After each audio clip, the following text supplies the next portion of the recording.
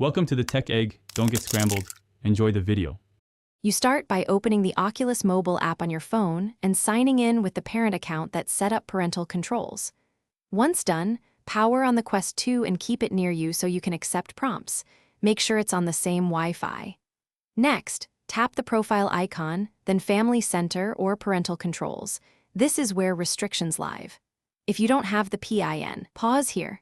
You'll either remove the child account from Family Center or Factory, reset the headset as a last resort. Now navigate inside Family Center to the child's account and select permissions to see app, purchase, and content filters. You can toggle specific app permissions off to lift restrictions or change content age ratings to allow more titles. Tap Save or Confirm after each change.